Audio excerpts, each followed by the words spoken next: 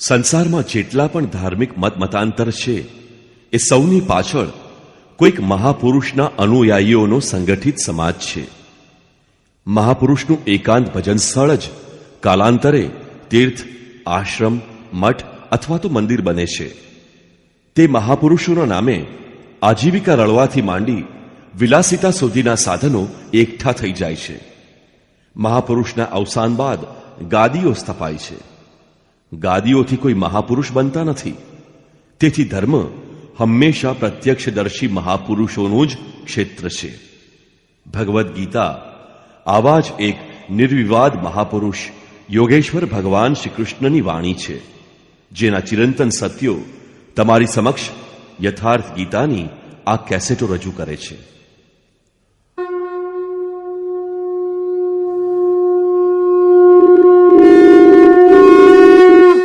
ઓમ શ્રી પરમાત્મને નમઃ.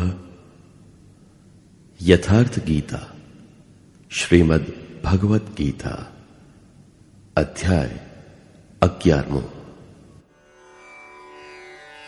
આગળના અધ્યાયમાં યોગેશ્વર શ્રી કૃષ્ણે પોતાની મુખ્ય વિભૂતિઓનું સંક્ષેપમાં વિવરણ કર્યું, પરંતુ અર્જુનને લાગ્યું કે એણે વિસ્તારથી સાંભળી લીધું છે. એણે કહ્યું કે આપની વાણી સાંભળીને મારો તમામ મોહ નાશ પામ્યો છે, અજ્ઞાન દૂર થયું છે. આપે જે કહ્યું એનું પ્રત્યક્ષ દર્શન કરવા માંગુ છું. સાંભળવું અને જોવું એમાં પૂર્વ પશ્ચિમ જેટલું અંતર છે. ચાલીને જોવા પર વસ્તુ સ્થિતિ કંઈક જુદી જ હોય છે. અર્જુને એ રૂપ જોયું અને અર્જુન કાંપવા લાગ્યો, ક્ષમા માંગવા લાગ્યો. શું જ્ઞાની ભયભીત થાય ખરો? એને કોઈ જિજ્ઞાસા બાકી રહે છે ખરી? નહીં. બૌદ્ધિક સ્તરની જાણકારી હંમેશા અસ્પષ્ટ રહે છે. હા, તેનાથી યથાર્થ જાણકારી માટે પ્રેરણા અવશ્ય મળે છે. આથી અર્જુને નિવેદન કર્યું. અર્જુન ઉવાચ.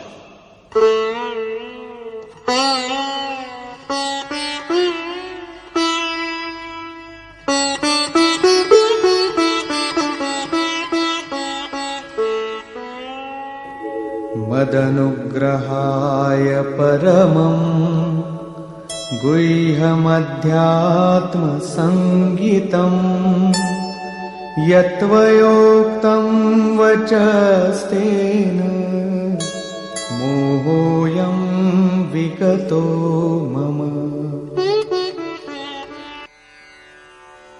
ભગવાન, મારા પર અનુગ્રહ કરવા માટે આપે ગુપ્ત અધ્યાત્મ રહસ્યમાં પ્રવેશ કરાવનાર ઉપદેશ મને આપ્યો. આનાથી મારું આ અજ્ઞાન દૂર થયું છે. હું જ્ઞાની થઈ ગયો છું. ભવાપ્યયૌ હિ ભૂતાનાં શ્રુતૌ વિસ્તરશો મયા ત્વત્તઃ કમલપત્રાક્ષ માહાત્મ્યમપી ચાવ્યયમ. હે કમલ જેવા નેત્રોવાળા, મેં આપની પાસેથી પ્રાણીઓની ઉત્પત્તિ અને પ્રલય વિશે વિસ્તારથી સાંભળ્યું છે અને આપનો અવિનાશી પ્રભાવ પણ સાંભળ્યો છે.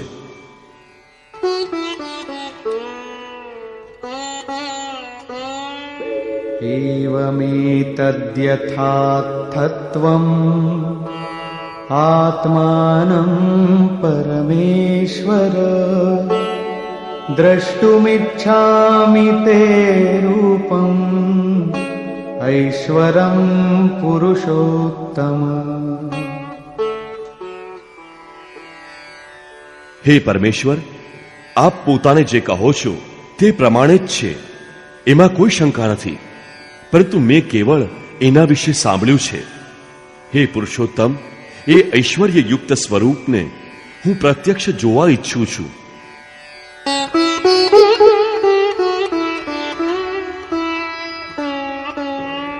મન્યસે યદિ તચ્શક્યં મયા દ્રષ્ટુમિતિ પ્રભો योगेश्वर ततो मे त्वं दर्शयात्मानमव्ययम्।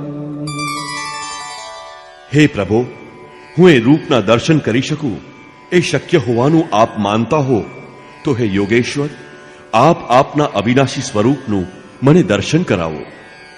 આના ઉપર યોગેશ્વરે કોઈ પ્રતિવાદ ન કર્યો, કેમ કે અગાઉ પણ અનેક સ્થાનો પર તે કહેતા રહ્યા છે કે તું મારો અનન્ય ભક્ત છે અને મારો પ્રિય મિત્ર છે. આથી ઘણી પ્રસન્નતાપૂર્વક ભગવાને પોતાનું સ્વરૂપ પ્રકટ કર્યું. શ્રી ભગવાન ઉવાચ,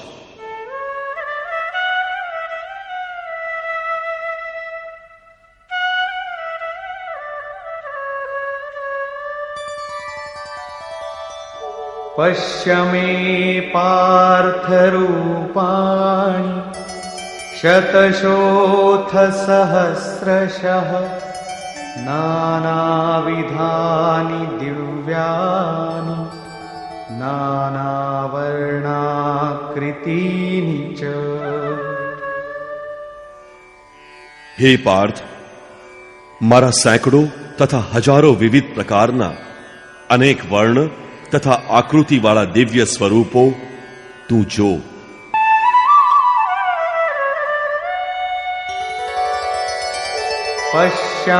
पश्यादित्यान् वसून् रुद्रान् अश्विनो मरुतस्तथा बहून्यदृष्टपूर्वाणि पश्याश्चर्याणि भारत।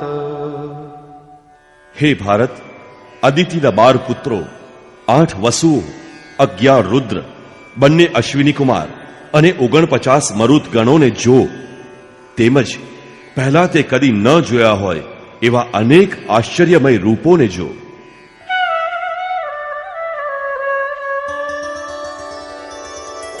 इहैकस्थं जगत्कृत्स्नं पश्याद्य सचराचरम् मम देहे गुडाकेश यच्चान्यद्द्रष्टुमिच्छसि। અર્જુન, હવે મારા આ શરીરમાં એક જ સ્થાન પર સ્થિત ચરાચર સહિત સંપૂર્ણ જગતને જો, તથા અન્ય જે કાંઈ જોવા ઈચ્છતો હોય એ જો. આ રીતે ભગવાન 3 શ્લોક સુધી સતત અનેક રૂપો બતાવતા ગયા, પરંતુ અર્જુનને કશું નજરે ન પડ્યું. એ તો આંખ ચોળતો જ રહ્યો. આમ પોતાનું દર્શન કરાવતા કરાવતા ભગવાન અચાનક અટકે છે અને કહે છે,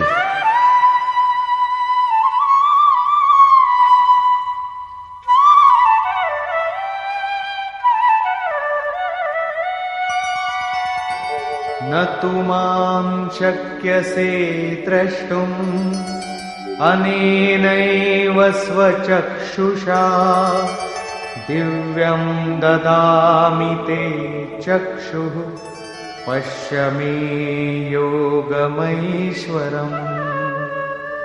અર્જુન, તું તારી આંખોથી અર્થાત બૌદ્ધિક દ્રષ્ટિથી મને જોઈ શકવા સમર્થ નથી.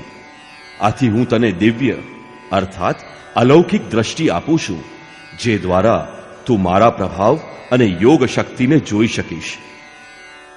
આમ શ્રી કૃષ્ણના અનુગ્રહથી અર્જુનને દિવ્ય દ્રષ્ટિ પ્રાપ્ત થઈ અને એણે જોયું. એ જ રીતે યોગેશ્વર વ્યાસની કૃપાથી એ જ દ્રષ્ટિ સંજયને પણ મળી હતી. જે કાંઈ અર્જુને જોયું એ બધું જ સંજયે પણ જોયું અને એના પ્રભાવથી સ્વયંને કલ્યાણનો સહભાગી બનાવ્યો. એ તો સ્પષ્ટ છે જ કે શ્રી કૃષ્ણ એક યોગી છે.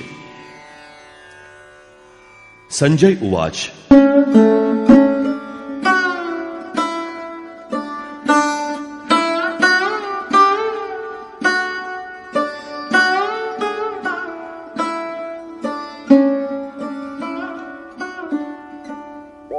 एवमुक्त्वा ततो राजन् महायोगेश्वरो हरिः दर्शयामास पार्थाय परमं रूपमैश्वरम्। સંજય બોલ્યો, હે રાજન, મહાયોગેશ્વર હરિએ આ રીતે કહીને પછી પાર્થને પોતાનું પરમ ઐશ્વર્યયુક્ત દિવ્ય સ્વરૂપ બતાવ્યું, જે સ્વયં યોગી છે અને બીજાને પણ યોગ પ્રદાન કરવાની જેનામાં ક્ષમતા છે, જે યોગનો સ્વામી છે તેને યોગેશ્વર કહે છે. આ રીતે સર્વસ્વનું હરણ કરનાર હરિ છે. જો માત્ર દુઃખોનું જ હરણ કરે અને સુખ ન આપે તો દુઃખ ફરી આવશે. સર્વ પાપોના નાશની સાથે સર્વસ્વનું હરણ કરીને પોતાનું સ્વરૂપ આપવા જે સમર્થ છે તે હરિ છે. ભગવાને પાર્થને પોતાનું દિવ્ય સ્વરૂપ બતાવ્યું. પોતે સામે તો ઊભા જ હતા.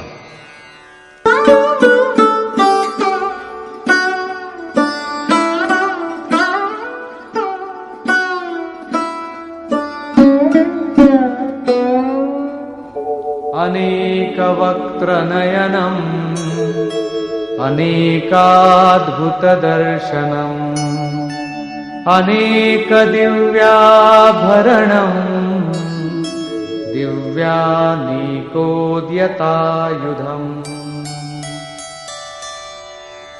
અનેક મુખ અને નેત્રોવાળા, અનેક અદ્ભુત દર્શનવાળા, અનેક દિવ્ય આભૂષણોથી યુક્ત અને અનેક દિવ્ય શસ્ત્રોને હાથમાં ધારણ કરેલા તથા दिव्यमाल्याम्बरधरम् दिव्यगन्धानुलेपनम् सर्वाश्चर्यमयम् देवम् अनन्तम् विश्वतोमुखम्. દિવ્ય માળા તથા વસ્ત્રો ધારણ કરેલા, દિવ્ય ગંધ તથા લેપ ધરાવતા, તમામ પ્રકારના આશ્ચર્યયુક્ત અસીમ વિરાટ સ્વરૂપ પરમદેવનો અર્જુને દિવ્ય દ્રષ્ટિથી સાક્ષાત્કાર કર્યો.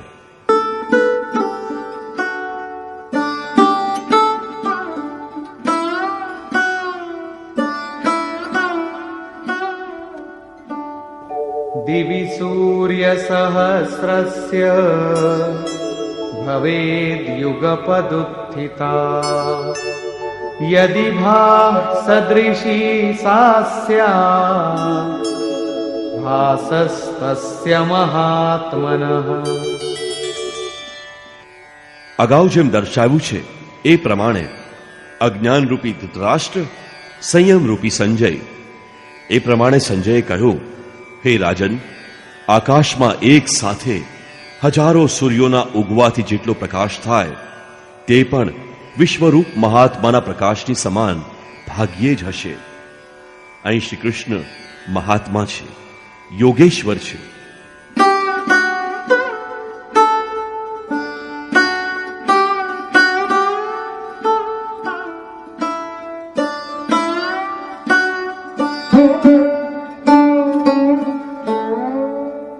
तत्रैकस्थं जगत्कृत्स्नं प्रविभक्तमनेकधा अपश्यद्देवदेवस्य शरीरे पाण्डवस्तदा. પાંડુપુત્ર અર્જુને, પુણ્ય એટલે પાંડુ, પુણ્ય અનુરાગને જન્મ આપે છે, અનુરાગ એટલે અર્જુન. પાંડુપુત્ર અર્જુને એ સમયે અનેક રીતે વિભક્ત સંપૂર્ણ જગતને એ પરમદેવના શરીરમાં એક જ જગ્યાએ સ્થિત થયેલું જોયું.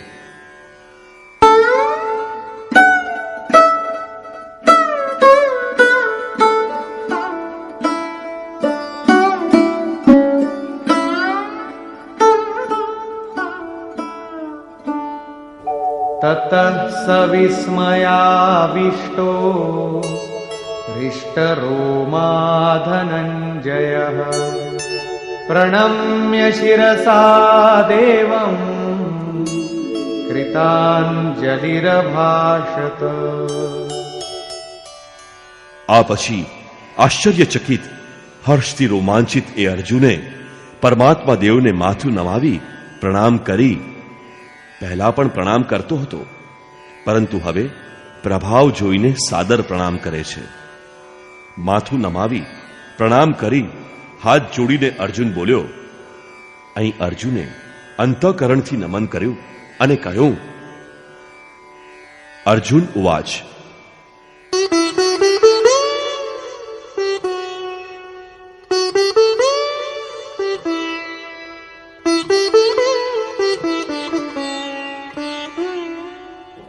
પશ્યામિ દેવાંસ્તવ દેવદેહે સર્વાંસ્તથા ભૂતવિશેષ સંઘાન બ્રહ્માણમીશં કમલાસનસ્થં ઋષીંશ સર્વાનુરગાંશ દિવ્યાન. હે દેવ, આપના શરીરમાં હું તમામ દેવો તથા અનેક પ્રાણી સમુદાયોને, કમલાસન પર વિરાજમાન બ્રહ્માજીને, મહાદેવજીને, તમામ ઋષિઓ તથા દિવ્ય સર્પોને જોઉં છું. આ પ્રત્યક્ષ દર્શન હતું, કોરી કલ્પના ન હતી. પરંતુ આવું દર્શન શક્ય ત્યારે બને જ્યારે યોગેશ્વર, પૂર્ણત્વ પ્રાપ્ત મહાપુરુષ હૃદયપૂર્વક દ્રષ્ટિ આપે, અને આ દ્રષ્ટિ સાધનાથી મળી શકે.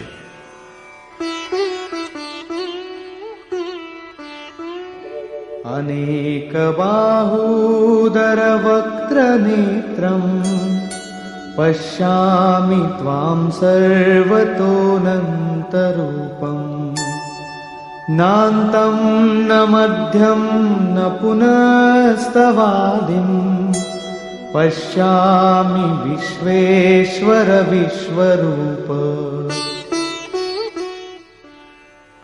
વિશ્વસ્વામી, હું આપને અનેક હાથ, પેટ, મુખ અને નેત્રોથી યુક્ત તથા બધી બાજુએ અનંત રૂપોવાળા જોઉં છું. હે વિશ્વરૂપ, હું આપના આદિ, મધ્ય કે અંતને જોતો નથી. અર્થાત આપના આદિ, મધ્ય અને અંતનો નિર્ણય કરી શકતો નથી.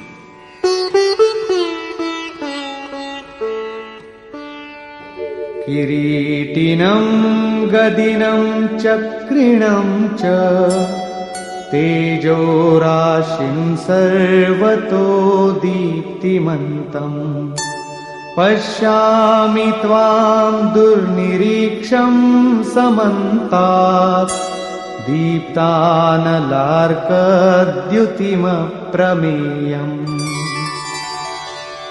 હું આપને મુકુટધારી, ગદાધારી, ચક્રધારી, તેજના પુંજ, બધી બાજુથી ચળહળતા, જોઈ ન શકાય એવા, અમાપ અને પ્રગટાવેલા અગ્નિ અને સૂર્ય જેવા બધી જ દિશાઓમાં પ્રકાશતા જોઉં છું. આ રીતે સંપૂર્ણ ઇન્દ્રિયોથી પૂર્ણતયા સમર્પિત થઈને શ્રી કૃષ્ણને આ રૂપમાં જોઈને અર્જુન એમની સ્તુતિ કરવા લાગ્યો. ત્વમક્ષરં પરમં વેદિતવ્યં ત્વમસ્ય વિશ્વસ્ય પરમ નિધાનમ ત્વમવ્યયઃ શાશ્વત ધર્મગોપ્તા સનાતનસ્ત્વં પુરુષો મતો મે.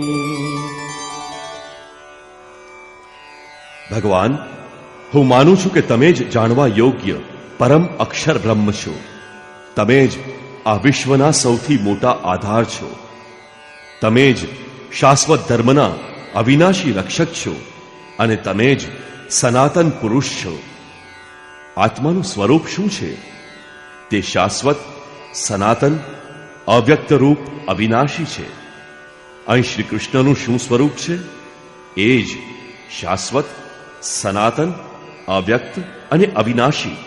અર્થાત પ્રાપ્તિ બાદ મહાપુરુષ પણ એ જ આત્મભાવમાં સ્થિત રહે છે. આથી તો ભગવાન અને આત્મા એક જ લક્ષણવાળા છે.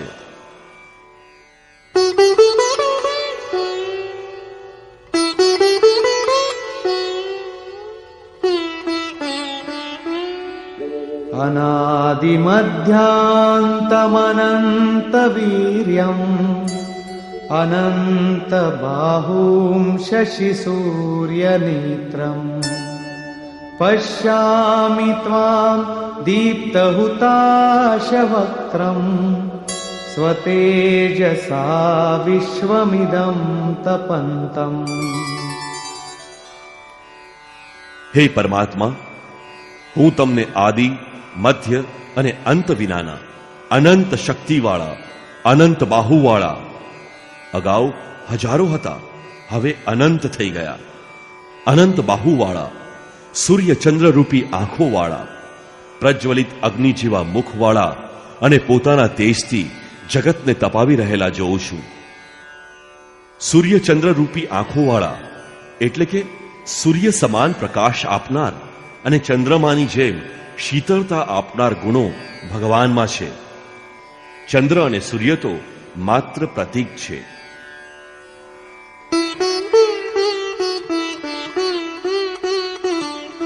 द्यावा पृथिव्योरिदमन्तरं हि व्याप्तं त्वयैकेन दिशश्च सर्वाः दृष्ट्वाद्भुतं रूपमुग्रं तवेदं लोकत्रयं प्रव्यथितं महात्मन्. हे महात्मन, આકાશ અને પૃથ્વી વચ્ચેના સંપૂર્ણ અવકાશને તથા તમામ દિશાઓને તમે એકલાએ જ ભરી દીધા છે. તમારા આ ભયંકર અલૌકિક રૂપને જોઈને ત્રણેય લોક અકળાઈ ઉઠ્યા છે.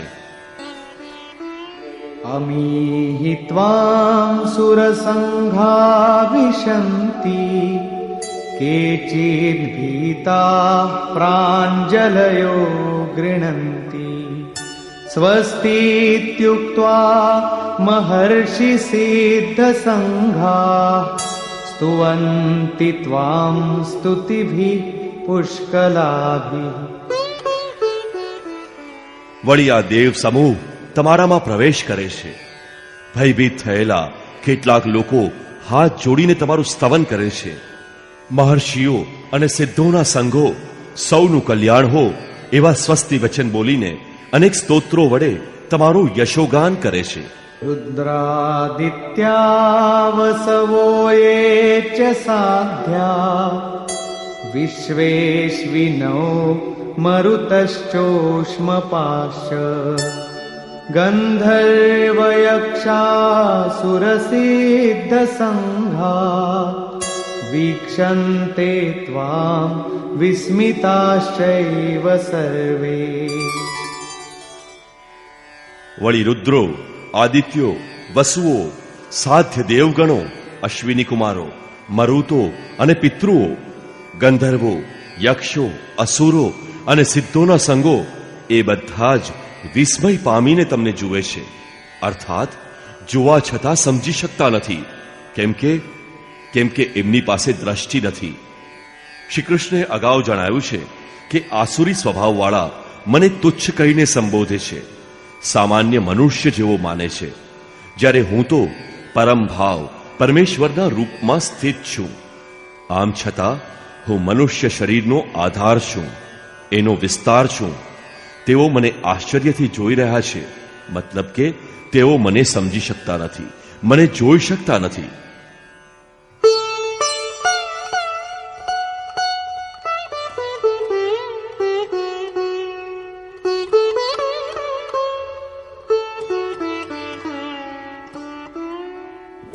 રૂપમ મહત્તે બહુવક્ત્ર નેત્રમ મહાબાહો બહુબાહુરુપાદમ બહુદરમ બહુદંષ્ટ્રાકરાલમ દૃષ્ટ્વા લોકા પ્રવ્યથિતાસ્તથાહમ. હે મહાબાહો, શ્રી કૃષ્ણ મહાબાહુ છે અને અર્જુન પણ મહાબાહુ છે. પ્રકૃતિથી પર મહાન સત્તા જેનું કાર્યક્ષેત્ર છે તે મહાબાહુ છે.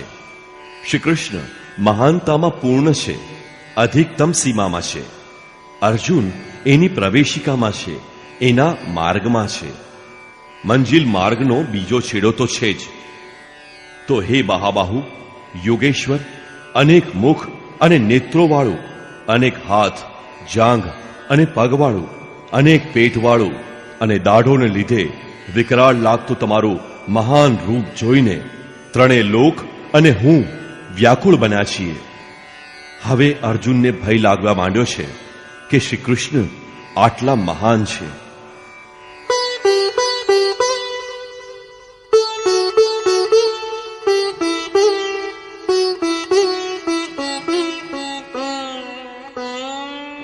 નભસ્પૃશં દીપ્તમનેકવર્ણં વ્યાત્તાનनं દીપ્તવિશાલનેત્રં દૃષ્ટ્વા हि ત્વાં પ્રવ્યથિતાંતરાત્મા ધૃતિં ન વિન્દામિ શમં ચ વિષ્ણુ.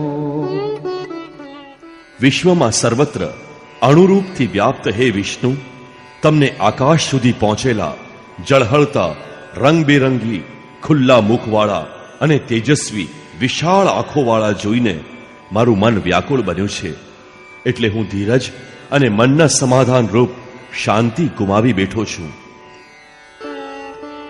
દંષ્ટ્રાકરાલાનિ ચ તે મુખાની દૃષ્ટ્વૈવ કાલાનલસન્નિભાની દિશો ન જાને ન લભે ચ શર્મ પ્રસીદ દેવેશ જગન્નિવાસ. હે દેવોના દેવ, હે જગતના આશ્રય, પ્રલય કાળના અગ્નિ જેવા અનેક દાડોથી ભયંકર લાગતા તમારા મુખને જોઈને હું દિશાઓનું ભાન ભૂલ્યો છું અને અશાંત બની ગયો છું. માટે હે પ્રભુ, તમે પ્રસન્ન થાઓ.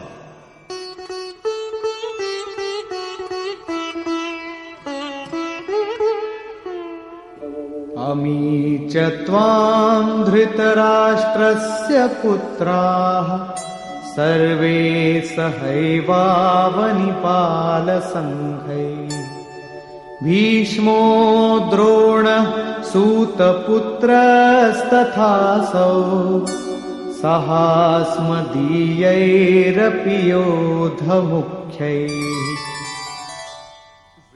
રાજાઓના સંઘો સહિત ધૃતરાષ્ટ્રના બધા પુત્રો અને અમારા મુખ્ય યોદ્ધાઓ સહિત ભીષ્મ, દ્રોણાચાર્ય તથા તે કર્ણ પણ તમારા વિકરાળ દાઢવાળા ભયાનક મુખોમાં ઝડપથી પ્રવેશી રહ્યા છે.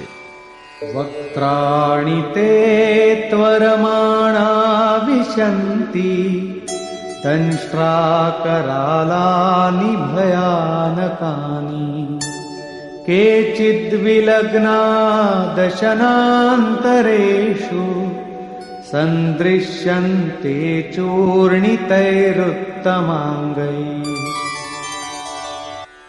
અને તેમનામાંના ઘણા તો કચડાયેલા માથા સહિત આપના દાંતોની વચ્ચે ચોંટેલા દેખાય છે. તેઓ કેવા વેગથી પ્રવેશે છે, હવે એનો વેગ જુઓ. યથા નદીનાં બહવોऽમ્બુવેગાઃ સમુદ્રમેવાભિમુખા દ્રવન્તિ તથા તવામી નરલોકવીરા વિશન્તિ વક્ત્રાણ્યભિવિજ્વલન્તિ.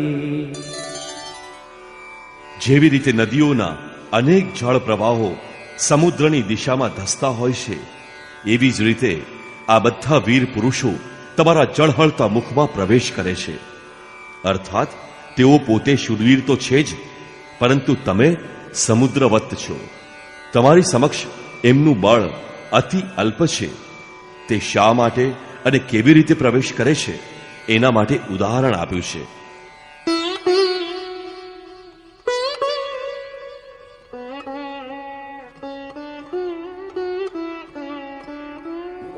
યથા પ્રદીપ્તં જ્વલनं પતંગા વિશન્તિ નાશાય સમૃદ્ધવેગા તથૈવ નાશાય વિશન્તિ લોકાઃ તવાપિ વક્ત્રાણિ સમૃદ્ધવેગા. પતંગિયા જેમ પોતાના વિનાશ માટે પ્રજ્વલિત અગ્નિમાં વેગપૂર્વક ધસી જાય છે, એ જ રીતે તમામ પ્રાણીઓ પોતાના વિનાશ માટે તમારા મુખમાં પૂરા વેગથી દાખલ થઈ રહ્યા છે. લેલીહસેગ્રસમાન સમંતાત લોકાન સમગ્રાન વદનૈર્જ્વલદ્ભિઃ તેજોભિરાપૂર્ય જગત સમગ્રમ ભાસસ્તવોગ્રા પ્રતપંતિ વિષ્ણુ. હે વિષ્ણુ, તમે તમારા પ્રજ્વલિત મુખો વડે ઘણા બધા લોકોને બધી બાજુથી ચાટી રહ્યા છો, એનો આસ્વાદ લઈ રહ્યા છો. હે વ્યાપનશીલ પરમાત્મા, તમારો ઉગ્ર પ્રકાશ આખા જગતને તેજથી ભરી દઈને તપાવે છે. આનો અર્થ એ કે પ્રથમ આસુરી સંપદ પરમ તત્વમાં વિલીન થઈ જાય છે, ત્યારબાદ દૈવી સંપદનું કોઈ પ્રયોજન રહેતું નથી. આથી એ પણ એ સ્વરૂપમાં વિલીન થઈ જાય છે. અર્જુને જોયું કે કૌરવ પક્ષ તદનંતર એના પોતાના પક્ષના યોદ્ધા શ્રી કૃષ્ણના મુખમાં વિલીન થઈ રહ્યા છે. એણે પૂછ્યું,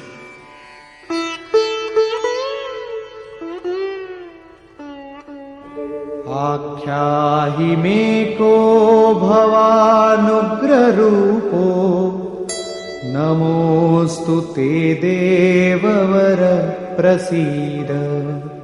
વિજ્ઞાતુમિચ્છામિ ભવन्तમાદ્યં નહિ પ્રજાનામિ તવ પ્રવૃત્તિમ. હે દેવશ્રેષ્ઠ, હું આપની પ્રવૃત્તિ અથવા ચેષ્ટાઓને સમજી શકતો નથી. આપના આદિ સ્વરૂપને હું જાણવા માંગુ છું. હું આપને નમસ્કાર કરું છું. આપ મારા પર પ્રસન્ન થાઓ અને ઉગ્ર રૂપ આપ કોણ છો તે મને કહો. આથી યોગેશ્વર શ્રી કૃષ્ણએ કહ્યું, શ્રી ભગવાન ઉવાચ,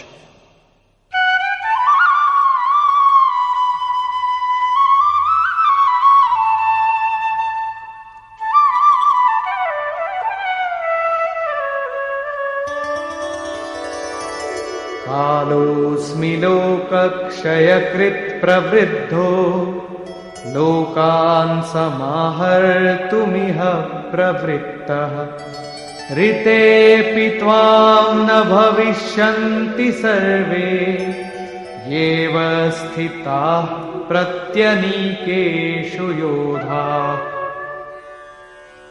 હું લોકોનો નાશ કરવા માટે વૃદ્ધિ પામેલો મહાકાળ છું. તેમનો નાશ કરવા માટે પ્રવૃત્ત થયો છું. તું નહીં લડે તો પણ સામેની સેનામાં ઉભેલા કોઈ યોદ્ધાઓ બચવાના નથી. આથી જ પ્રવૃત્ત થયો છું.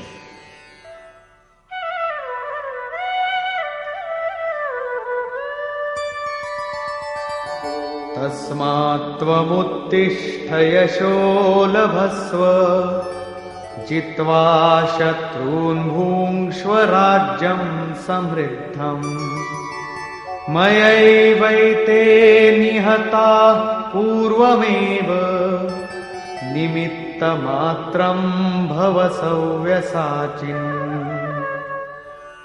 માટે હે અર્જુન, તું ઊભો થા, શત્રુને જીતીને કીર્તિ મેળવ અને બધી જાતની સમૃદ્ધિથી ભરેલું રાજ્ય ભોગવ. એ બધા શૂરવીરોને મેં પહેલેથી જ હણેલા છે. તું માત્ર નિમિત્ત રૂપ બન.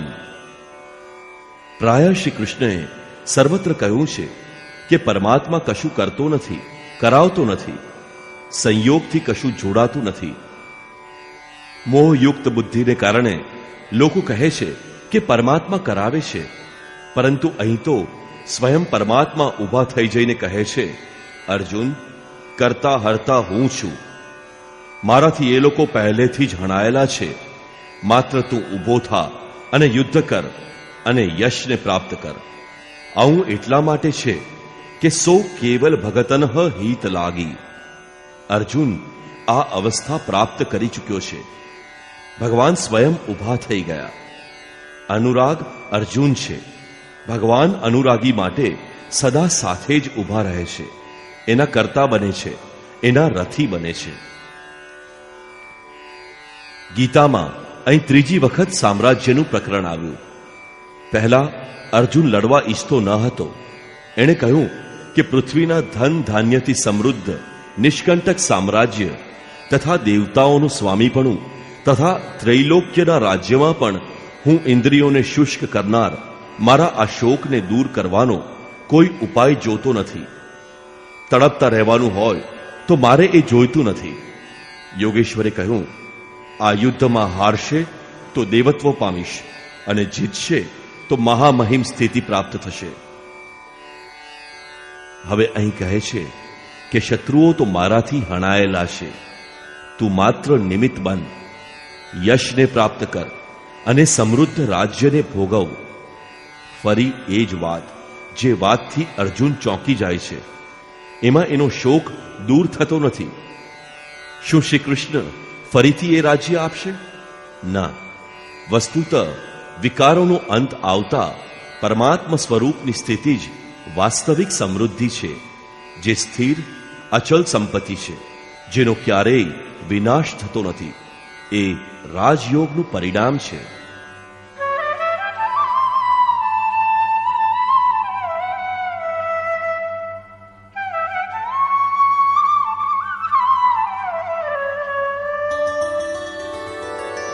દ્રોણં ચ ભીષ્મં ચ જયદ્રથં ચ કર્ણં તથાન્યાનપી યોધવીરાન મયા હતાંસ્ત્વં જહિમા વ્યથિષ્ઠા યુધ્યસ્વ જેતાસી રણે સપત્નાન.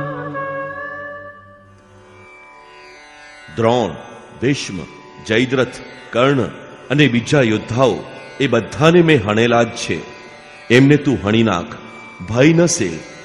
યુદ્ધમાં દુશ્મનોને તું જરૂર જીતીશ. આથી યુદ્ધ કર. અહીં પણ યોગેશ્વરે કહ્યું કે મારા દ્વારા હણાયેલા છે, આ મરેલાઓને તું માર. આમ સ્પષ્ટતા કરી છે કે હું કરતા છું.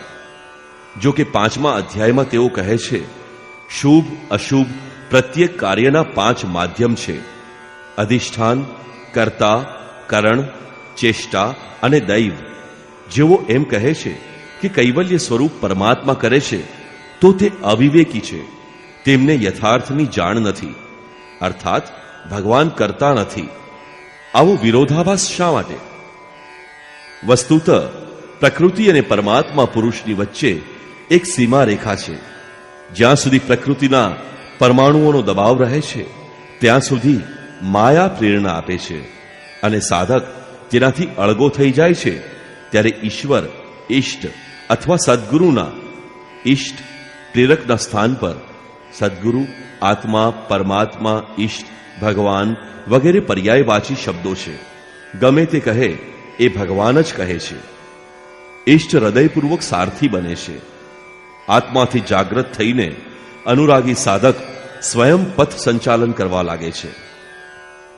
પૂજ્ય મહારાજજી કહેતા હતા કે જે પરમાત્માની ચાહ છે, જે તલ ઉપર આપણે ઊભા છીએ એ તલ પર સ્વયં ઉતરીને આત્માથી જાગૃત ન થઈએ ત્યાં સુધી યોગ્ય રીતે સાધનાનો આરંભ થતો નથી. ત્યાર પછી જે સાધકને પ્રાપ્ત થાય છે એ એની દેન છે. સાધન તો નિમિત્ત માત્ર છે, તે તો એના સંકેત અને આદેશ અનુસાર ચાલે છે. સાધકનો વિજય એની દેન છે, પરમાત્માની દેન છે. આવા અનુરાગી માટે ઈશ્વર પોતાની દ્રષ્ટિથી જુએ છે, દેખાડે છે અને પોતાના સ્વરૂપ સુધી પહોંચાડે છે. આજ શ્રી કૃષ્ણ પણ કહે છે કે મારા દ્વારા મરાયેલા શત્રુઓને તું માર, ચોક્કસ તારો જ વિજય થશે. કેમ કે હું તારી સાથે ઊભો છું. સંજય ઉવાચ.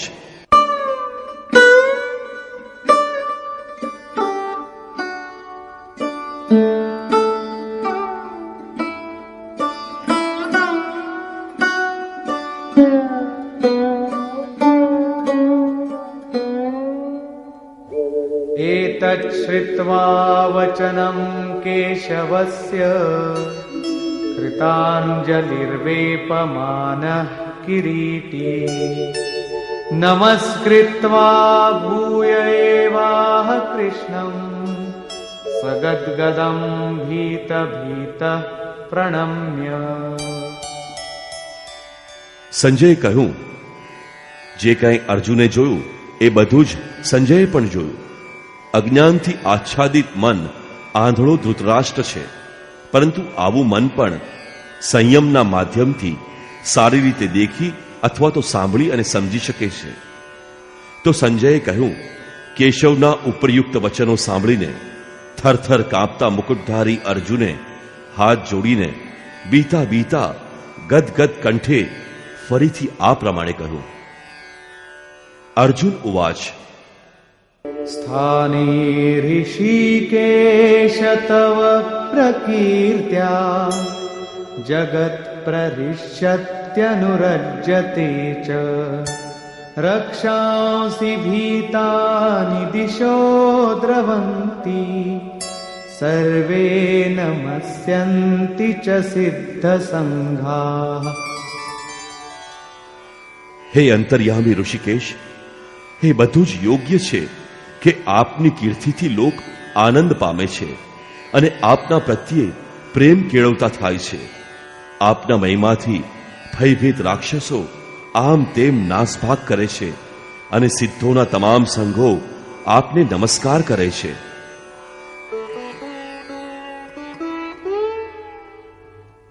કસ્માચ્ચ તેન ન મેરન્મહાત્મન ગરીયસે બ્રહ્મણોપ્યાદિકર્ત્રે અનંત દેવેશ જગન્નિવાસ ત્વમક્ષરં સદસત્તત્પરં યત. હે મહાત્મા, બ્રહ્માના પણ આદિ સર્જનહાર અને સૌથી મોટા એવા આપને તેઓ શા માટે નમસ્કાર ન કરે? આપ સત, અસત અને તેનાથી પણ પર અક્ષર બ્રહ્મ પણ છો. અર્જુને અક્ષર સ્વરૂપનું પ્રત્યક્ષ દર્શન કર્યું હતું. બૌદ્ધિક સ્તર પર કલ્પના કરીને કે માની લેવા માત્રથી કોઈ આવી સ્થિતિ પ્રાપ્ત થતી નથી. અર્જુનનું પ્રત્યક્ષ દર્શન એની આંતરિક અનુભૂતિ છે. એણે સવિનય કહ્યું,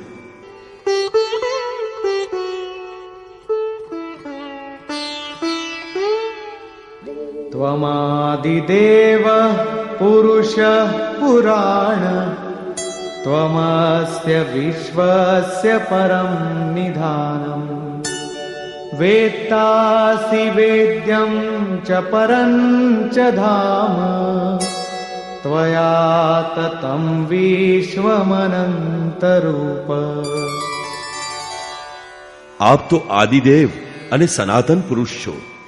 આપ આ જગતના પરમ આશ્રય અને જાણવાવાળા છો, જાણવા યોગ્ય પણ છો, તથા આપ પરમધામ છો. હે અનંત સ્વરૂપ, આપનાથી આ સંપૂર્ણ જગત વ્યાપ્ત છે. આપ સર્વત્ર છો. વાયુર્યમોગ્નિર્વરુણ શશાંક પ્રજાપતિસ્ત્વં પ્રપિતામહશ્ચ નમો નમસ્તેસ્તુ સહસ્રકૃત્વઃ પુનશ્ચ ભૂયોપી નમો નમસ્તે. આપ જ વાયુ, યમ, અગ્નિ, વરુણ, ચંદ્ર, પ્રજાપતિ, બ્રહ્મા અને બ્રહ્માના પણ પિતા છો. આપને 1000 વાર નમસ્કાર હોજો. ફરીથી પણ નમસ્કાર હજો. અતિશય શ્રદ્ધા અને ભક્તિને કારણે અર્જુન વારંવાર નમસ્કાર કરવા છતાં પણ ધરાતો નથી. એ કહે છે,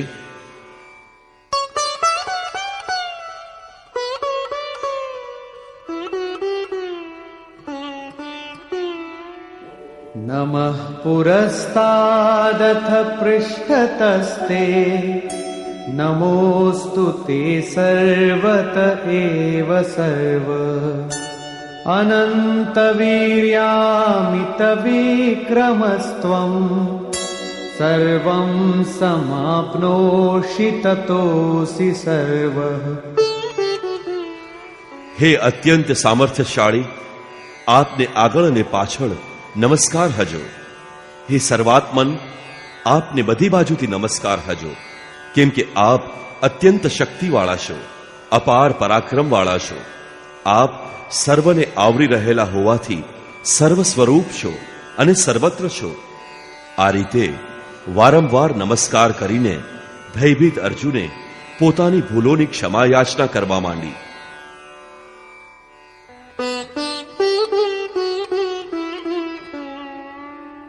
સખેતિ મત્વા પ્રસભં યદુક્તમ હે કૃષ્ણ હે યાદવ હે સખેતિ અજાનતા મહિમાનં તવેદં મયા પ્રમાદાત પ્રણયેન વાપી. આપનો આ મહિમા ન જાણતા સખા માનીને મેં આપને હે કૃષ્ણ, હે યાદવ, હે સખા એવું સંબોધન કરીને પ્રમાદથી કે પ્રેમથી અનુચિત વચન કયા હોય તથા યચ્ચાવહાસાર્થમસત્કૃતોસી વિહારશય્યાસન ભોજનેષુ એકોથવાપ્યચ્યુત તત્સમક્ષમ તત્ક્ષામયે ત્વામહમપ્રમેયમ. હે અચ્યુત, રમતા, સૂતા, બેસતા કે ભોજન કરતા, એકાંતમાં કે ઘણા લોકોની વચ્ચે મેં વિનોદ ખાતર પણ આપનું અપમાન કર્યું હોય તો તે માટે ક્ષમા કરવા હું આપને વિનવું છું. કેવી રીતે ભગવાન ક્ષમા કરે?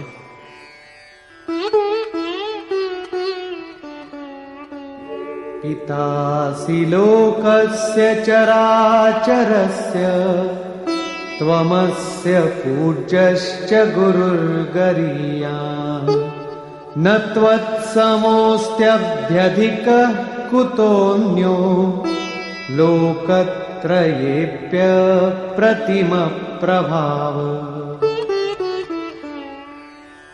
આપ આ ચરાચર જગતના પિતા છો, ગુરુથી પણ મોટા ગુરુ છો અને અત્યંત પૂજનીય છો. અપ્રીતમ પ્રભાવવાળા આ ત્રણ લોકમાં આપના સમાન બીજો કોઈ નથી, તો આપના કરતા અધિક તો ક્યાંથી હોય? આપ સખા પણ નથી, કેમ કે સખા તો સમકક્ષ હોય.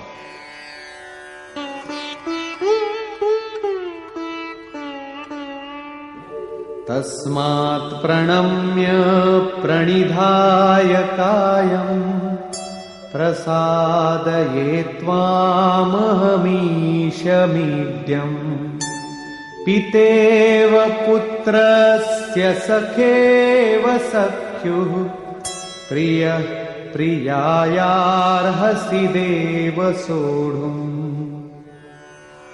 આપ ચરાચરના પિતા છો, આથી સાષ્ટાંગ નમસ્કાર કરીને હું આપને પૂજ્ય પરમાત્માને પ્રસન્ન થવાની વિનંતી કરું છું. હે દેવ, પિતા જેમ પુત્રના, મિત્ર જેમ મિત્રના અને પતિ જેમ પ્રિયાના અપરાધ સહન કરી લે છે, તેમ આપ મારા અપરાધ સહન કરી લો. અપરાધ કયો છે? મેં ક્યારેક હે યાદવ, હે સખા, હે કૃષ્ણ એમ કહ્યું હતું. સમાજની વચ્ચે કે એકાંતમાં પણ આવું કહ્યું હતું. જમતા કે સૂતા કહ્યું હતું. શું કૃષ્ણ કહેવું એ અપરાધ છે? કાળા તો હતા જ, પછી ગોરા કેવી રીતે કહેવાય? યાદવ કહેવું એ પણ અપરાધ ન હતો, કેમ કે તે યાદવ કુળમાં તો જન્મ્યા હતા. સખા કહેવામાં પણ કોઈ અપરાધ ન હતો, કેમ કે સ્વયં કૃષ્ણ પોતાને અર્જુનનો મિત્ર માને છે. એ એક વખત શ્રી કૃષ્ણ કહેવા બદલ અર્જુન અનંત વાર ગદગદિત થઈને પગે પડીને ક્ષમા યાચના કરે છે, તો જપ કોનો કરવો, નામ કોનું લેવું? વસ્તુતઃ યોગેશ્વરે ચિંતનનું વિધાન બતાવ્યું છે, એ જ પ્રમાણે સૌએ કરવું. એમણે પાછળથી કહ્યું કે ઉમિત્યેકાક્ષરમ બ્રહ્મ વ્યાહરન મામનું સ્મરણ. અર્જુન, ઓમ, બસ આટલો જ ઉચ્ચાર અક્ષય બ્રહ્મનો પરિચય આપે છે. એનો તું જપ કર અને મારું ધ્યાન ધર, કેમ કે પરમ ભાવમાં પ્રવેશ મળ્યા બાદ એ મહાપુરુષનું પણ આ જ નામ થશે જે અવ્યક્ત તત્વનો પરિચય આપે છે. પ્રભાવ જોઈને અર્જુનને લાગ્યું કે શ્રી કૃષ્ણ ન તો કાળા છે, ન ગોરા છે, ન સખા છે, ન યાદવ છે. એ તો માત્ર અક્ષય બ્રહ્મ સ્વરૂપ મહાત્મા છે. સંપૂર્ણ ગીતામાં યોગેશ્વર શ્રી કૃષ્ણએ 5 વાર ઓમના ઉચ્ચારણ ઉપર ભાર મૂક્યો. તમારે જપ કરવો હોય તો કૃષ્ણ કૃષ્ણ ન બોલતા ઓમનો જપ કરવો. આમ પણ ભાવિક લોકો કોઈને કોઈ રસ્તો કાઢી જ લેતા હોય છે. કોઈ ઓમ જપવાના અધિકાર અને અનધિકારની ચર્ચાથી ભયભીત છે, તો કોઈ મહાત્માઓની દુહાઈ દે છે, અથવા કોઈ કૃષ્ણ જ નહીં એના પહેલા રાધા અને ગોપીઓના નામ એમને જલ્દી ખુશ કરવાની લાલચમાં જપે છે. પુરુષ શ્રદ્ધામય છે, આથી એમનો આ રીતનો જપ માત્ર ભાવુકતા છે. તમે ખરેખર સાચા ભાવિક હો તો એમના આદેશનું પાલન કરો. તે અવ્યક્ત સ્વરૂપ હોવા છતાં આજ તમારી સામે નથી, પરંતુ એમની વાણી તમારી પાસે છે. એમની આજ્ઞાનું પાલન કરવું. અન્યથા તમે જ બતાવો કે ભગવદ્ ગીતામાં તમારું સ્થાન શું છે. હા, એ બાબત નિશ્ચિત છે કે જેઓ અભ્યાસ કરે છે, સાંભળે છે, તે જ્ઞાન તથા યજ્ઞને જાણી લે છે, શુભ લોકને તે પ્રાપ્ત કરી લે છે. અધ્યેષ્યતે ચય ઇમમ શ્રદ્ધાવાન નસ્યશ્ચ શૃણુયાદપી યો નરઃ. આથી અધ્યયન અવશ્ય કરવું. પ્રાણ અપાનના ચિંતનમાં કૃષ્ણ નામનો ક્રમ પકડમાં આવતો નથી. ઘણા લોકો માત્ર ભાવુકતાથી રાધે રાધે કહેવા લાગે છે. આજકાલ અધિકારીઓ દ્વારા કામ ન કરાવી શકાય તો એના સગા સંબંધી, પ્રેમી યા પત્નીની લાગવગ લગાડીને કામ કઢાવી લેવાની પરંપરા ચાલે છે. લોકો વિચારતા હશે કે કદાચિત ભગવાનના ઘરમાં પણ આવું ચાલતું હશે. આથી ભાવિક લોકોએ પણ કૃષ્ણ કૃષ્ણ કહેવાનું બંધ કરી રાધે રાધે કહેવાનું શરૂ કર્યું. તેઓ કહે છે, રાધે રાધે શ્યામનો ભેટો કરાવી દે. જે રાધા એકવાર વિખૂટી પડી ગઈ પછી ક્યારેય કૃષ્ણને ન મળી શકી, એ તમને કેવી રીતે શ્યામનો ભેટો કરાવશે? આથી બીજા કોઈનું કહેવું ન માનીને શ્રી કૃષ્ણના આદેશને તમે અક્ષરશઃ માનો અને ઓમનો જાપ કરો. અલબત્ત એમ વિચારવું ઉચિત છે કે રાધા આપણો આદર્શ છે. એના જેટલી લગન આપણામાં પણ હોવી જોઈએ. પ્રાપ્તિની ઈચ્છા હોય તો રાધાની જેમ વિરહી બનવું. આગળ પણ અર્જુને કૃષ્ણ કહ્યું. કૃષ્ણ એમનું પ્રચલિત નામ હતું. આવા ઘણા નામ હતા, જેમ કે ગોપાલ. પરંતુ ઘણા સાધકો ગુરુ અથવા ગુરુનું પ્રચલિત નામ ભાવુકતાથી જપવા માંગે છે. પરંતુ પ્રાપ્તિ બાદ પ્રત્યેક મહાપુરુષનું એ જ નામ છે જે અવ્યક્ત સ્વરૂપમાં તે સ્થિત છે. ઘણા શિષ્યો પ્રશ્ન કરે છે, ગુરુદેવ, ધ્યાન તમારું જ ધરીએ છીએ તો જૂનું ઓમ નામ શા માટે જપીએ? ગુરુ ગુરુ અથવા કૃષ્ણ કૃષ્ણ કેમ ન જપીએ? પરંતુ યોગેશ્વરે અહીં સ્પષ્ટતા કરી કે અવ્યક્ત સ્વરૂપમાં વિલય થતાની સાથે મહાપુરુષનું પણ એ જ નામ થઈ જાય છે જેમાં તે સ્થિત છે. કૃષ્ણ સંબોધન હતું, જપવાનું નામ નહીં. અર્જુને શ્રી કૃષ્ણ પાસે પોતાના અપરાધોની ક્ષમા યાચના કરી. એમને સ્વાભાવિક રૂપમાં પ્રત્યક્ષ થવાની વિનંતી કરી. શ્રી કૃષ્ણ માની ગયા, તે સહજ થઈ ગયા. અર્થાત શ્રી કૃષ્ણએ અર્જુનને ક્ષમા આપી દીધી. એણે નિવેદન કર્યું,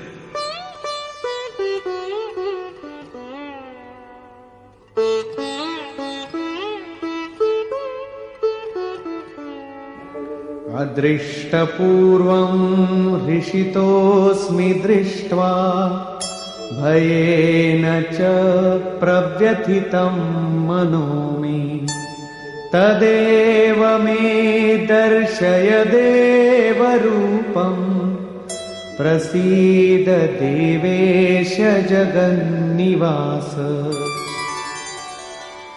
હજી સુધી અર્જુનની સમક્ષ યોગેશ્વર વિશ્વરૂપમાં છે. આથી તે કહે છે કે અગાઉ મેં નહોતું જોયું એવું આપનું આશ્ચર્યમય રૂપ જોઈને આનંદિત થઈ રહ્યો છું, તથા મારું મન ભયથી વ્યાકુળ પણ બની રહ્યું છે. પ્રથમ તો મિત્ર સમજતો હતો. ધનુર્વિદ્યામાં કદાચ પોતાને વિશેષ કુશળ માનતો હતો, પરંતુ હવે પ્રભાવ જોઈને ભય લાગવા માંડ્યો છે. આગલા અધ્યાયમાં પ્રભાવ સાંભળીને પોતાને જ્ઞાની માનતો હતો. જ્ઞાનીને શું ભય લાગે નહીં? વસ્તુતઃ પ્રત્યક્ષ દર્શનનો પ્રભાવ વિલક્ષણ હોય છે. બધું જ સાંભળી અને માની લીધા બાદ પણ ચાલીને જાણવાનું બાકી જ રહે છે.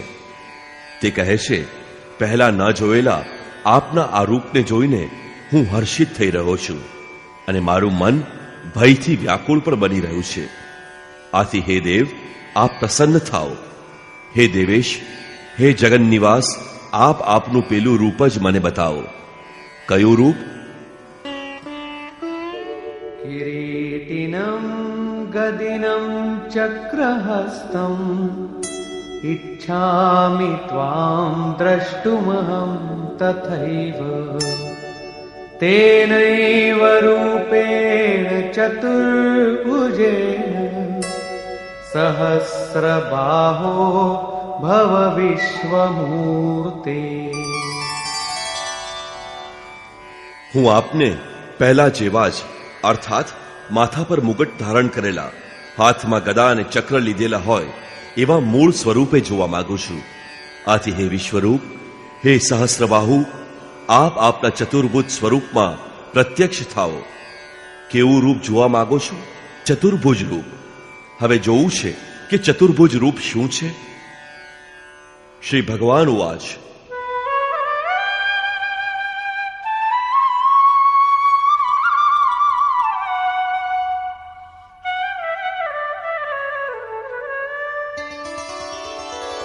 મયા પ્રસન્નેન તવાર્જુનેદમ રૂપમ પરમ દર્શિતમાત્મયોગા તેજોમયમ વિશ્વમનંતમાદ્યમ યન્મે ત્વદન્યેન ન દૃષ્ટપૂર્વમ.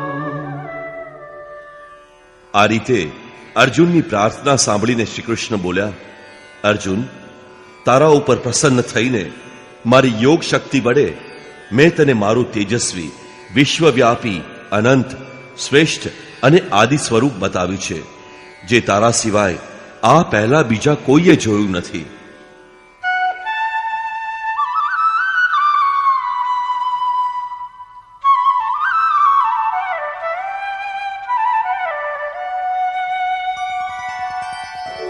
ન વેદયજ્ઞાધ્યયનૈર્ન દાનૈઃ ન ચ ક્રિયાભિર્ન તપોભિરુગ્રૈઃ એવં રૂપઃ શક્ય અહં ત્રિલોકે દ્રષ્ટું ત્વદન્યેન કુરુ પ્રવીર. અર્જુન, આ મારું વિશ્વરૂપ મનુષ્ય લોકમાં વેદાભ્યાસ વડે, યજ્ઞ વડે, દાન વડે, બીજા અનુષ્ઠાન વડે કે ઉગ્ર તપશ્ચર્યા વડે પણ તારા સિવાય બીજા કોઈથી જોઈ શકાય એમ નથી. તો ગીતા તમારા સૌ માટે બેકાર છે. ભગવત દર્શનની યોગ્યતા અર્જુન સુધી જ સીમિત થઈ. અલબત્ત પાછળ બતાવવામાં આવ્યું છે કે અર્જુન, રાગ, ભય અને ક્રોધ રહિત અનન્ય મનથી મારે શરણે આવનાર ઘણા લોકો જ્ઞાનરૂપી તપથી પવિત્ર થઈને સાક્ષાત મારા સ્વરૂપને પ્રાપ્ત કરી ચૂક્યા છે. અહીં કહે છે, તારા સિવાય કોઈ જોઈ શક્યું નથી અને ભવિષ્યમાં કોઈ જોઈ શકશે પણ નહીં. અર્જુન કોણ છે? શું પિંડધારી છે? શું કોઈ શરીરધારી છે? ના, ખરેખર તો અર્જુન એટલે અનુરાગ. અનુરાગ વગરનો મનુષ્ય ન કદી જોઈ શક્યો છે, ન ભવિષ્યમાં કદી જોઈ શકશે. તમામ દિશાએથી મનને પાછું વાળીને એકમાત્ર ઈષ્ટમાં રાગ રાખવો એ જ અનુરાગ છે. અનુરાગીને માટે પ્રાપ્તિનું આ જ વિધાન છે.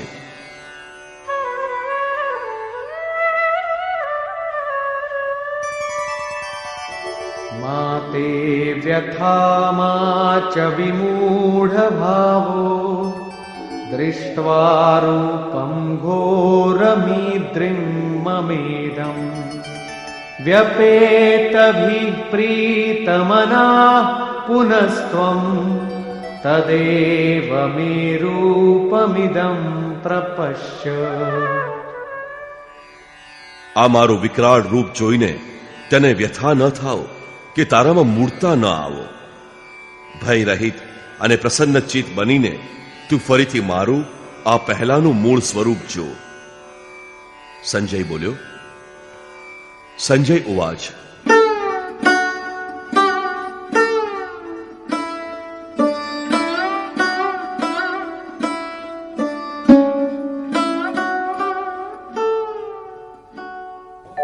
इत्यर्जुनं वासुदेवस्तथोक्त्वा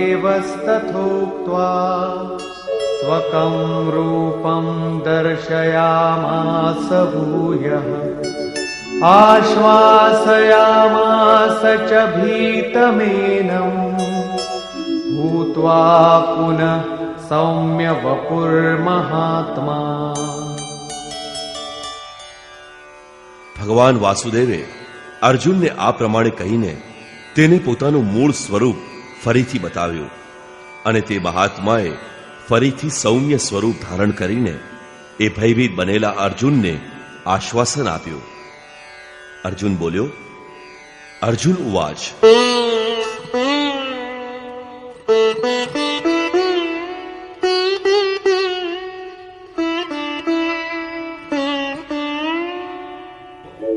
दृष्ट्वेदं मानुषं रूपं तव सौम्यं जनार्दन इदानीमस्मि संवृत्तः सचेताः प्रकृतिं गतः. હે જનાર્દન, આપનું આ સૌમ્ય મનુષ્ય સ્વરૂપ જોઈને હું પ્રસન્ન થયો છું. મારી સ્વસ્થતા પાછી આવી છે. અર્જુને કહ્યું હતું કે હે ભગવાન, હવે આપ મને આપનું મૂળ ચતુર્ભુજ સ્વરૂપ બતાવો. યોગેશ્વરે એ સ્વરૂપે દર્શન આપ્યું, પરંતુ અર્જુને જ્યારે જોયું ત્યારે શું પામ્યો? માનુષમ રૂપ, મનુષ્યનું રૂપ જોયું. વસ્તુત પ્રાપ્તિ પછી મહાપુરુષ ચતુર્ભુજ કે અનંતભુજ કહેવાય છે. બે બાહુવાળા મહાપુરુષ તો અનુરાગી સમક્ષ બેઠા જ છે, પરંતુ અન્યત્ર ક્યાંકથી કોઈ સ્મરણ કરે છે તો તે જ મહાપુરુષ એ સ્મરણ કરતાથી જાગૃત રથી થઈને એમનું પણ માર્ગદર્શન કરાવે છે. ભુજા કાર્યનું પ્રતીક છે. તે અંદર પણ કાર્ય કરે છે, બહાર પણ કાર્ય કરે છે. તે ચતુર્ભુજ સ્વરૂપ છે. એમના હાથમાં શંખ, ચક્ર, ગદા અને પદ્મ ક્રમશઃ વાસ્તવિક, લક્ષ્યદોષ, સાધન ચક્રનું પ્રવર્તન, ઇન્દ્રિયોનું દમન અને નિર્મળ નિર્લેપ કાર્યક્ષમતાનું પ્રતીક માત્ર છે. આ જ કારણથી ચતુર્ભુજ રૂપમાં યોગેશ્વરને જોયા છતાં પણ અર્જુનને તો એ મનુષ્ય રૂપમાં જ દેખાયા. ચતુર્ભુજ એ તો મહાપુરુષોના શરીર અને સ્વરૂપથી કાર્ય કરવાની વિધિ વિશેષનું એક નામ માત્ર છે. એ કંઈ ચાર હાથવાળા કોઈ કૃષ્ણ નથી. શ્રી ભગવાન ઉવાચ.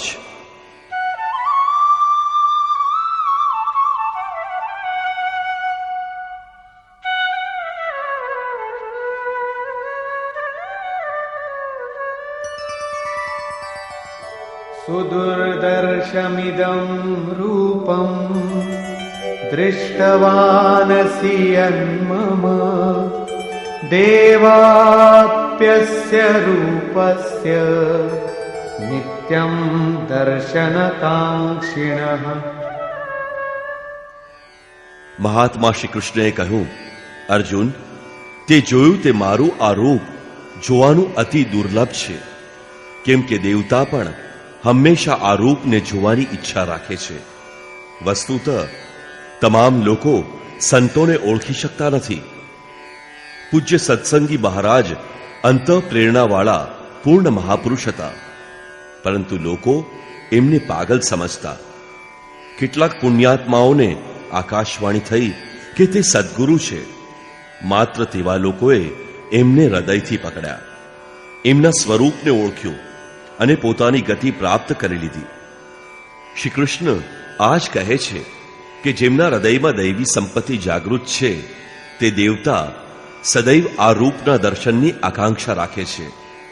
શું યજ્ઞ, દાન અથવા વેદાધ્યનથી તમને જોઈ શકાય છે ખરા? મહાત્મા કહે છે,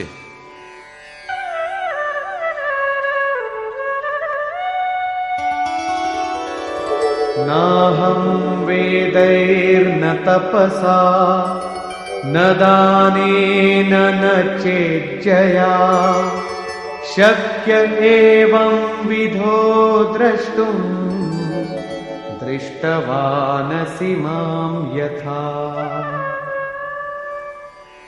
તે જોયેલા મારા સ્વરૂપનું દર્શન અતિ દુર્લભ છે. તે કરેલું મારા વિશ્વરૂપનું દર્શન તો વેદ વડે, તપ વડે, દાન વડે કે યજ્ઞ વડે પણ થઈ શકે તેમ નથી. તો શું તમને જોવાનો કોઈ ઉપાય નથી? મહાત્મા કહે છે, એક ઉપાય છે.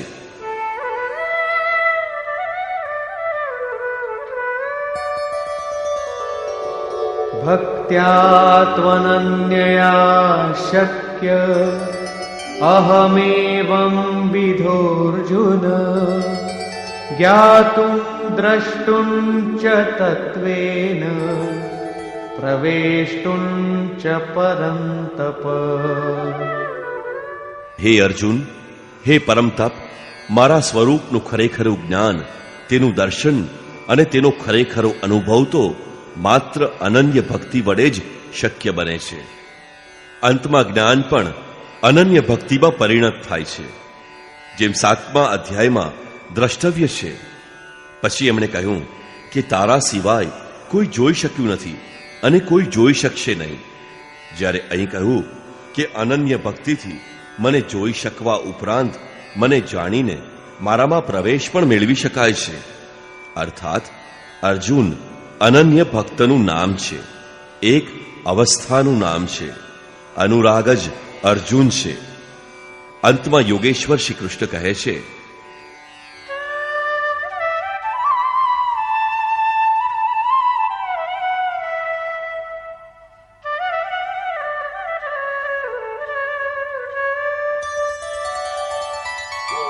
મત્કર્મ કૃન્મત્પરમો મદ્ભક્ત સંગવર્જિત નિર્વૈર સર્વભૂતેષુ યહ સમામેતિ પાંડવ. હે અર્જુન, જે પુરુષ મારે માટે નિર્દિષ્ટ કર્મ અર્થાત નિયત કર્મ, યથાર્થ કર્મ કરે છે, મત્પરમઃ મારે જ પરાયણ રહે છે, જે મારો અનન્ય ભક્ત છે, સંગ વર્જિત આસક્તિથી કર્મ થઈ શકતું નથી, આથી સંગદોષ રહિત થઈને તમામ પ્રાણી માત્ર પ્રત્યે વેરભાવ રહિત છે, તે મને પામે છે. તો શું અર્જુને યુદ્ધ કર્યું? પ્રતિજ્ઞા કરીને એણે જયદ્રથ વગેરેને માર્યા?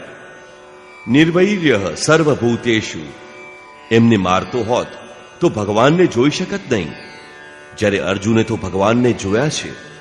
આના ઉપરથી સિદ્ધ થાય છે કે ગીતામાં એક પણ શ્લોક એવો નથી કે જે બહારની મારફાડ કાપાકાપીનું સમર્થન કરતો હોય. જે નિર્દિષ્ટ કર્મ યજ્ઞની પ્રક્રિયાનું આચમન કરશે, જે અનન્ય ભાવથી એના સિવાય બીજાનું સ્મરણ પણ નહીં કરે, જે આસક્તિ રહિત રહે, તેને પછી યુદ્ધ કેવું? તમારી સાથે કોઈ હોય જ નહીં તો તમે યુદ્ધ કેવી રીતે, કોની સાથે કરો? પ્રાણી માત્ર પ્રત્યે જે વેરભાવથી મુક્ત રહે છે, કોઈને સતાવવાની જેને કલ્પના પણ નથી આવતી, તે મને પામે છે. તો શું અર્જુને યુદ્ધ કર્યું? કદાપી નહીં.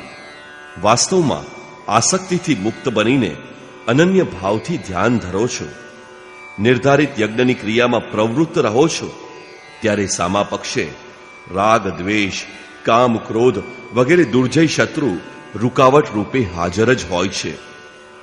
આ રૂકાવટ પાર કરવી એ જ યુદ્ધ છે. નિષ્કર્ષ: આ અધ્યાયના આરંભમાં અર્જુને કહ્યું, ભગવાન, આપની વિભૂતિઓ મેં વિસ્તારથી સાંભળી, તેનાથી મારો મોહ નાશ પામ્યો છે, અજ્ઞાનનું શમન થયું છે. પરંતુ જેમ આપે જણાવ્યું કે આપ સર્વત્ર વ્યાપ્ત છો તો હું એ જોવા માંગુ છું. હું તે જોઈ શકવા સમર્થ હોઉં તો મને આપનું એ સ્વરૂપ કૃપા કરીને બતાવો. અર્જુન પ્રિય મિત્ર હતો, અનન્ય ભક્ત હતો. આથી યોગેશ્વર શ્રી કૃષ્ણએ કોઈ વિરોધ ન કર્યો.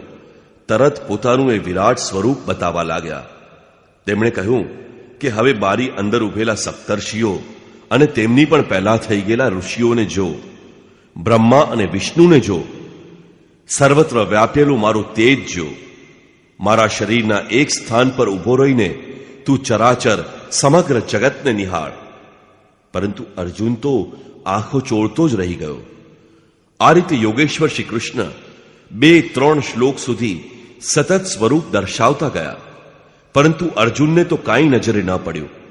તમામ વિભૂતિઓ તે સમયે પણ યોગેશ્વરમાં હતી, પરંતુ અર્જુનને તો સામાન્ય મનુષ્ય તરીકે જ દેખાતા હતા. આ રીતે બતાવતા બતાવતા શ્રી કૃષ્ણ અટકી જાય છે અને કહે છે, હે અર્જુન, તારી આ આંખોથી તું મને જોઈ શકીશ નહીં, તારી બુદ્ધિથી તું મને પારખી શકીશ નહીં. આથી હું તને એવી દ્રષ્ટિ આપું છું જેની મદદથી તું મને જોઈ શકીશ. ભગવાન તો સામે જ ઊભા હતા. અર્જુને વિરાટ સ્વરૂપ જોયું અને આ સાક્ષાત્કાર થયા પછી તે પોતાની ક્ષુદ્ર ભૂલો બદલ શ્રી કૃષ્ણની ક્ષમા માંગવા લાગ્યો. જો કે વાસ્તવમાં તે ભૂલો ન હતી. ઉદાહરણ તરીકે, ભગવાન, ક્યારેક હું આપને કૃષ્ણ, યાદવ તો ક્યારેક સખા કહેતો. આને માટે આપ મને ક્ષમા કરો. શ્રી કૃષ્ણએ ક્ષમા આપી, કેમ કે અર્જુનની પ્રાર્થના સાંભળીને તેઓ સૌમ્ય સ્વરૂપમાં આવી ગયા અને અર્જુનને ધીરજ બંધાવી. વસ્તુત કૃષ્ણ કહેવું એ કોઈ અપરાધ ન હતો. એ કાળા હતા એટલે ગોરા કેવી રીતે કહેવાય? યદુવંશમાં જન્મ લીધો હતો. કૃષ્ણ પોતે જ પોતાને અર્જુનનો મિત્ર માનતા હતા. વાસ્તવમાં પ્રત્યેક સાધક પહેલા મહાપુરુષને આવો જ સમજે છે. કેટલાક એને રૂપ અને આકૃતિથી સંબોધિત કરે છે, કેટલાક એની વૃત્તિથી એને પોકારે છે, કેટલાક એને પોતાની સમકક્ષ માને છે, પરંતુ એના યથાર્થ સ્વરૂપને પામી શકતા નથી. એમના અચિંત્ય સ્વરૂપને અર્જુન સમજ્યો. આથી એને જણાવ્યું કે શ્રી કૃષ્ણ ન તો કાળા છે, ન તો ગોરા છે, ન કોઈ કુળના છે કે ન કોઈના સાથી છે. એમની સમાન કોઈ છે જ નહીં, તો સમકક્ષ કેવા? આ તો અચિંત્ય સ્વરૂપ છે. જેને તે સ્વયં દેખાડે તે જ એમને જોઈ શકે છે. આથી અર્જુને પોતાની પ્રારંભ કાળની ભૂલો માટે ક્ષમા માગી. પ્રશ્ન એ થાય છે કે કૃષ્ણ કહેવું એક અપરાધ હોય તો એનો જાપ કેવી રીતે કરવો? યોગેશ્વર શ્રી કૃષ્ણે જપ કરવા પોતે જ આગ્રહ રાખ્યો છે. એમણે જ જપ વિધિ બતાવી છે. એ વિધિથી જ તમારે ચિંતન સ્મરણ કરવું, અને તે છે ઓમિતિકાક્ષરમ બ્રહ્મ વ્યાહરન મામનું સ્મરણ. ઓમનો જપ. ઓમ અક્ષય બ્રહ્મનો પર્યાય છે. ઓ અહમ સ ઓમ, જે વ્યાપ્ત છે તે સત્તા મારામાં છુપાયેલી છે. ઓમનો આશય આ જ છે. તમે જપ એનો કરો અને ધ્યાન મારું ધરો. રૂપ પોતાનું, નામ ઓમનું બતાવ્યું. અર્જુને વિનંતી કરી કે ચતુર્ભુજ રૂપના દર્શન કરાવો. શ્રી કૃષ્ણએ આથી સૌમ્ય સ્વરૂપ ધારણ કર્યું. અર્જુને કહ્યું, ભગવાન, આપનું આ સૌમ્ય માનવ સ્વરૂપ જોઈને હવે હું સ્વસ્થ થયો. એણે માગ્યું ચતુર્ભુજ સ્વરૂપ, પરંતુ ભગવાને બતાવ્યું મનુષ્ય સ્વરૂપ. વાસ્તવમાં શાશ્વતમાં પ્રવેશવાળો યોગી શરીરથી અહીં બેઠો છે, બહાર 2 હાથોથી કામ કરે છે, અને સાથોસાથ અંતરાત્માથી જાગૃત થઈને જે કોઈ ભાવિક એનું સ્મરણ કરે છે ત્યાં તે તેમના હૃદયમાં પ્રેરક થઈને કાર્ય કરે છે. હાથ એમના કાર્યના પ્રતીક છે. આ ચતુર્ભુજ છે. શ્રી કૃષ્ણએ કહ્યું, અર્જુન, તારા સિવાય મારા આ રૂપને કોઈ જોઈ શક્યું નથી અને ભવિષ્યમાં કોઈ જોઈ શકશે પણ નહીં. તો ગીતા તો આપણા માટે વ્યર્થ નીવડે. પરંતુ એવું નથી. યોગેશ્વર કહે છે, એક ઉપાય છે. જે મારો અનન્ય ભક્ત છે, મારા સિવાય બીજા કોઈનું સ્મરણ નથી કરતો, તે નિરંતર મારું જ ચિંતન કરનારો છે. તે અનન્ય ભક્તિથી મને પ્રત્યક્ષ જોઈ, જેમ અર્જુને એમને જોયા. અનન્ય ભક્તિથી મને પ્રત્યક્ષ જોઈ એ ભક્ત તત્વને જાણીને મારામાં પ્રવેશ કરી શકે છે. અર્થાત અર્જુન અનન્ય ભક્ત હતો. ભક્તિનું પરિમાર્જિત રૂપ છે અનુરાગ, ઇષ્ટ માટેની લગન. મિલહિ ન રઘુપતિ બિનુ અનુરાગા. અનુરાગ વગરનો પુરુષ કશું પામી શકતો નથી અને કશું પામી શકશે પણ નહીં. અનુરાગ વિના કોઈ ગમે તેટલા યોગ કરે, જપ કરે, તપ કરે કે દાન કરે, પણ તેને ઈષ્ટની પ્રાપ્તિ થતી જ નથી. ઈષ્ટને અનુરૂપ રાગ અથવા અનન્ય ભક્તિ નિતાંત આવશ્યક છે. અંતમાં શ્રી કૃષ્ણએ કહ્યું, અર્જુન, મારા દ્વારા નિર્દિષ્ટ કર્મ કર, મારો અનન્ય ભક્ત બન, મારું શરણ સ્વીકાર, પરંતુ આસક્તિ છોડી દે. આસક્તિ સાથે કોઈ કર્મ થઈ શકતું નથી. આસક્તિ આ કર્મ પ્રાપ્તિમાં બાધક બને છે. જે વેરભાવ રહિત છે તે મને પ્રાપ્ત કરે છે. સંગ દોષ ન હોય ત્યાં મને છોડીને બીજો કોઈ હોતો નથી. વેરનો માનસિક સંકલ્પ પણ નથી હોતો તો યુદ્ધ કેવું? બહારની દુનિયામાં લડાઈ ઝઘડા થતા રહે છે, પરંતુ વિજય જીતનારને મળતો નથી. દુર્જય સંસારરૂપી શત્રુને અનાસક્તિ રૂપી શસ્ત્રથી કાપીને પરમમાં પ્રવેશ મેળવવો એ જ વાસ્તવિક વિજય છે, જેના પછી ક્યારેય હાર હોતી નથી. આ અધ્યાયમાં પહેલા તો યોગેશ્વર શ્રી કૃષ્ણએ અર્જુનને દ્રષ્ટિ આપી, ત્યારબાદ પોતાના વિશ્વરૂપનું દર્શન કરાવ્યું. આથી ઓમ તત્સદિતિ શ્રીમદ ભગવદ્ ગીતાસુપનિષત્સુ બ્રહ્મ વિદ્યાયા યોગ શાસ્ત્રે શ્રી કૃષ્ણાર્જુન સંવાદે વિશ્વરૂપ દર્શન યોગો નામ એકાદશોધ્યાય. આ રીતે શ્રીમદ ભગવદ્ ગીતારૂપી ઉપનિષદ અર્થાત બ્રહ્મ વિદ્યા તથા યોગ શાસ્ત્ર વિષયક શ્રી કૃષ્ણાર્જુન સંવાદમાં વિશ્વરૂપ દર્શન યોગ નામનો 11મો અધ્યાય પૂરો થાય છે. ઇતિ શ્રીમદ પરમહંસ પરમાનંદસ્ય શિષ્ય સ્વામી અડગડાનંદ કૃતે શ્રીમદ ભગવદ્ ગીતાયાઃ યથાર્થ ગીતા ભાષ્યે વિશ્વરૂપ દર્શન યોગો નામ એકાદશોધ્યાય. આ રીતે શ્રીમદ પરમહંસ પરમાનંદજીના શિષ્ય સ્વામી અડગડાનંદ કૃત શ્રીમદ ભગવદ્ ગીતાના ભાષ્ય યથાર્થ ગીતામાં વિશ્વરૂપ દર્શન યોગ નામનો 11મો અધ્યાય પૂરો થાય છે. હરિ ઓમ તત્સત.